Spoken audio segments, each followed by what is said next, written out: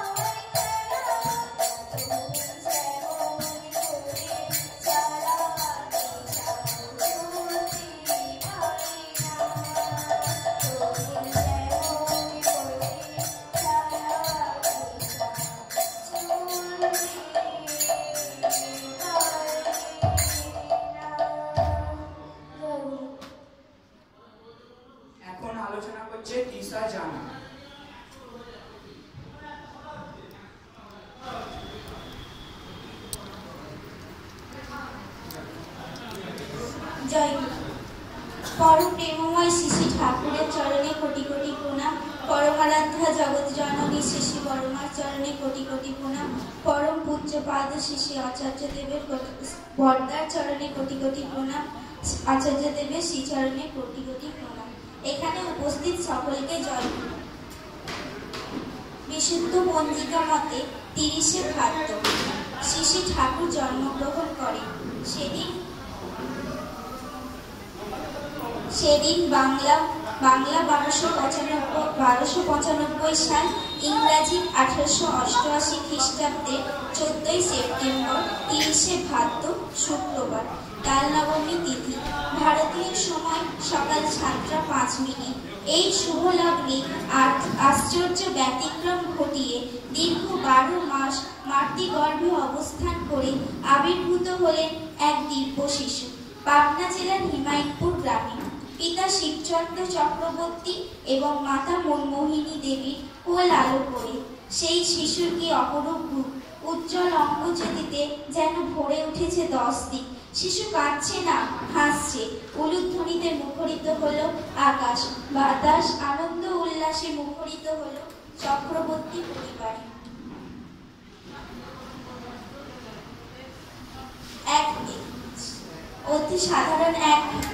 অতি সাধারণ এক গ্রাম হিমায়তপুর ভাবিকালের বুকে চিহ্নিত হলো মহাতীর্থ হিমায়তপুর। ধরিত্রী পবিত্র হলো যেমন পবিত্র হয়েছিল রাম জন্মভূমি অযোধ্যা, কৃষ্ণ জন্মভূমি মথুরা, যেমন পবিত্র হয়েছিল নদিয়া, কামারপুকুর, তেমনি পবিত্র হলো মহাতীর্থ পূর্ণভূমি হিমায়তপুর। শিশু অনুকূল বাড়তে থাকলে পূর্ণচন্দ্রের দীপ্তি নিয়ে। কেউ বলেন এ যেন সেই ব্রজের গোপাল। আবার কেউ বললেন, না না, এ হলো নদিয়ার কামার গৌর সুন্দর। দেখতে দেখতে 8 মাস কেটে গেল। গৃহদেবতার প্রসাদ পরমান্ন মুখে ছোঁয়ানো হলো। আশীর্বাদ করলেন অনেকেই। মাতা মনমোহিনী দেবী 4 লাইনের এক অপূর্ব কবিতা লিখে আশীর্বাদ করলেন শিশুকে। অকুলে পড়িল দিনহীন জনে, নোয়াইয় শির কহিও কথা, কুল নিতে তারে সেধ প্রাণপণে, লক্ষ্য করি তার নাসিও ব্যথা। প্রতি লাইনের প্রথম অক্ষর দিয়ে তিনি তার সন্তানের নামকরণ করেন অনুকূল, যিনি সকল প্রতিকূলের কুল। তিনিই অনুকূল। জীবনের প্রতিকূলে কুল পাওয়া খুব কঠিন, তাই তো তিনিই সবার অনুকূল আশ্রয়। বিশ্বের পিতা আমার দয়াল শ্রী শ্রী ঠাকুর অনুকূলচন্দ্র। জয় গুরু।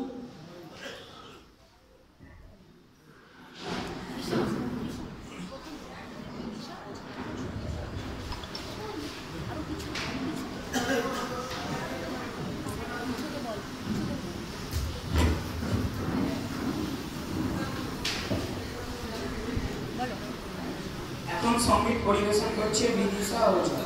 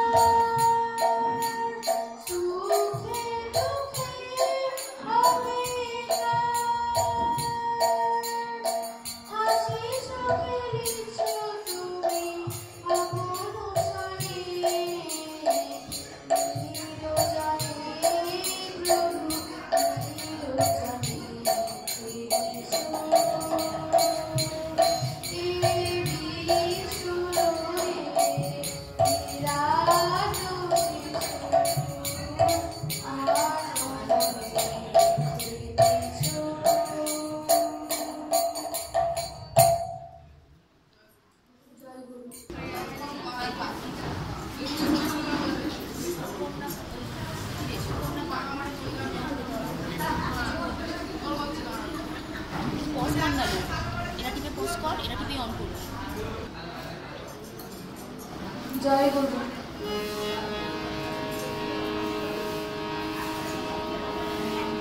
অকুলের কুল বাবা ঠাকুর অনুকূল, অকুলের কুল বাবা ঠাকুর অনুকূল, ক্ষমা কর বাবা যদি করি কিছু ভুল, ক্ষমা কর বাবা যদি করি কিছু ভুল।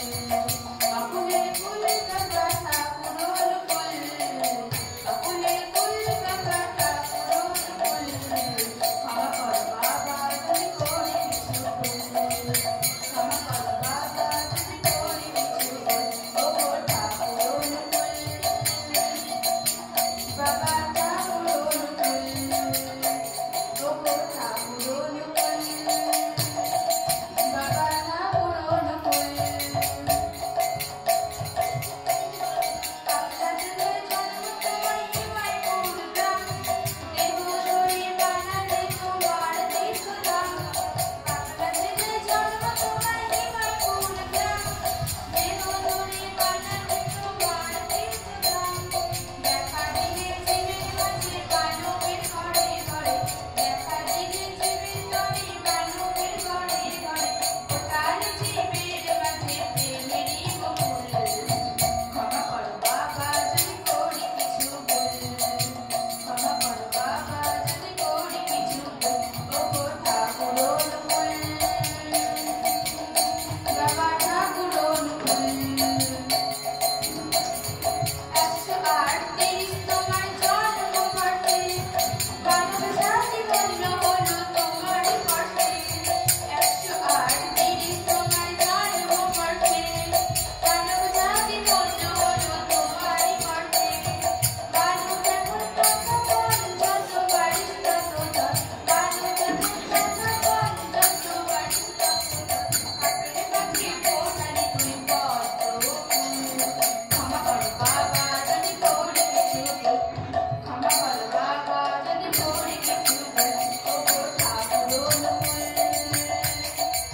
বাবা ঠাকুর অনুকূল, ও ঠাকুর অনুকূল, বাবা ঠাকুর অনুকূল। অকুলের কুল বাবা ঠাকুর অনুকূল, অকুলের কুল বাবা ঠাকুর অনুকূল। ক্ষমা কর বাবা যদি করি কিছু ভুল, ক্ষমা কর বাবা যদি করি কিছু ভুল। ও ঠাকুর অনুকূল, বাবা ঠাকুর অনুকূল, ও ঠাকুর অনুকূল, বাবা ঠাকুর অনুকূল, ও ঠাকুর অনুকূল, বাবা ঠাকুর অনুকূল। জয় গুরু।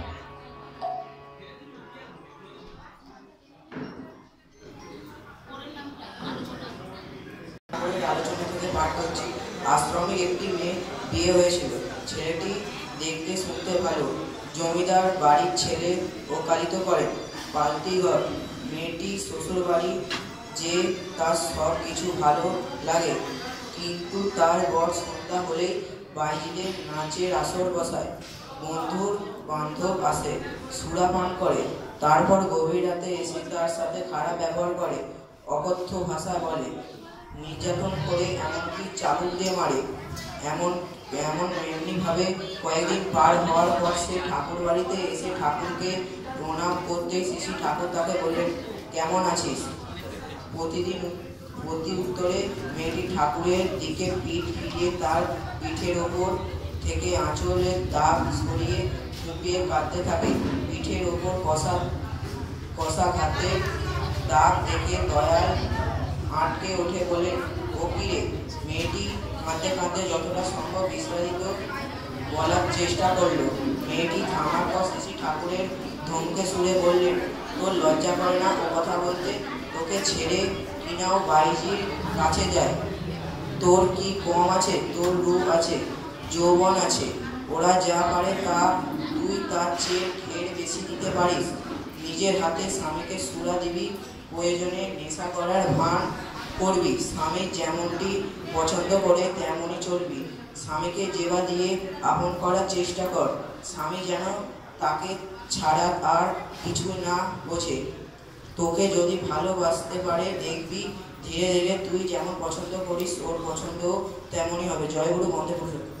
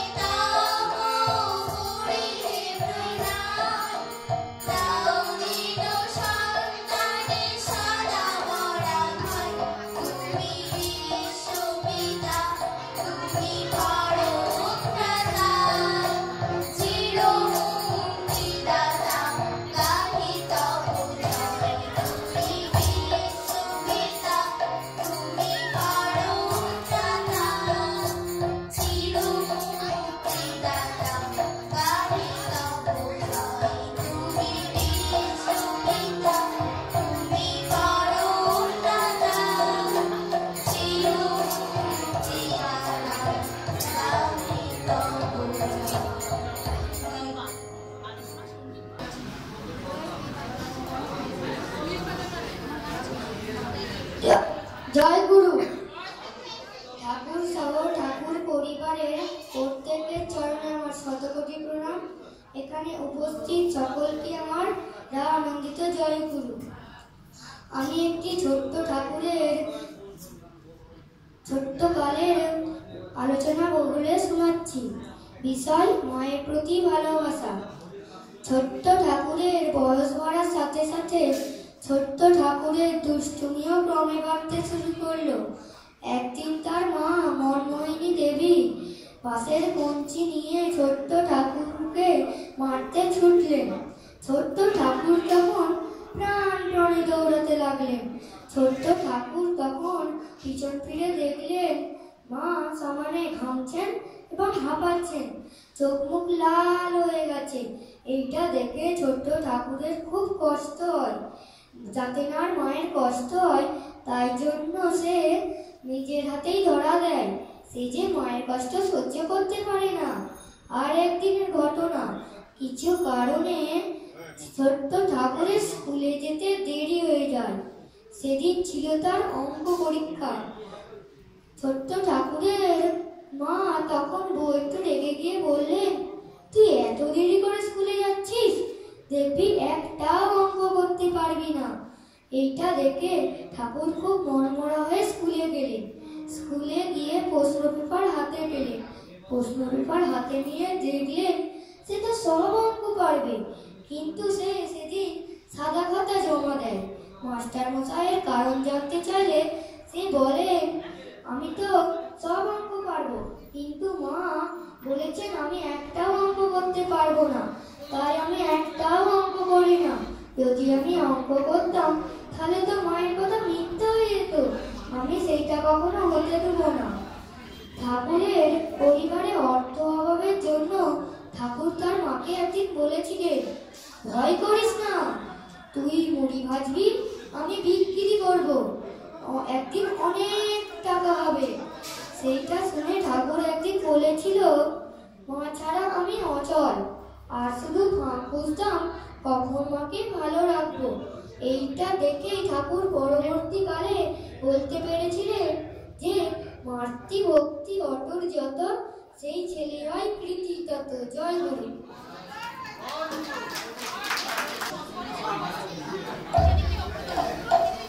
জয় গুরু।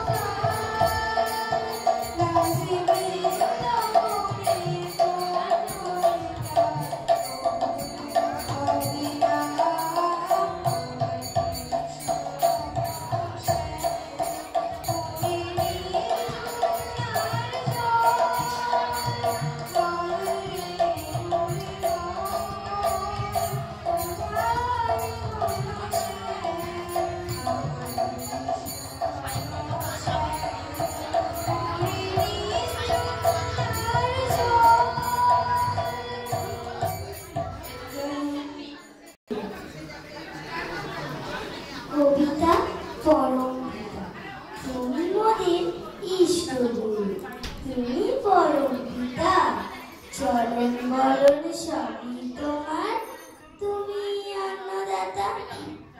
কৃপায় দয়ায় ধন্য মরা করি তোমার পূজা, ত্রুটি ভুলে ক্ষমা দিও, দিও না গো সাজা।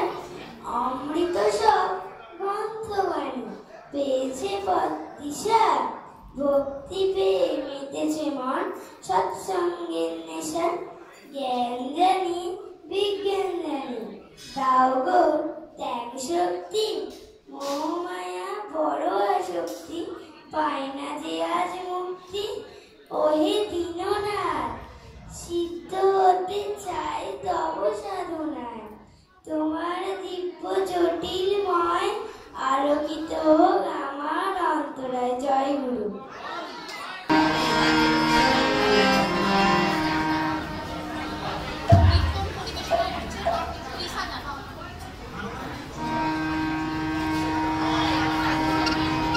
গীত পরিবেশন করছে তৃষা জান।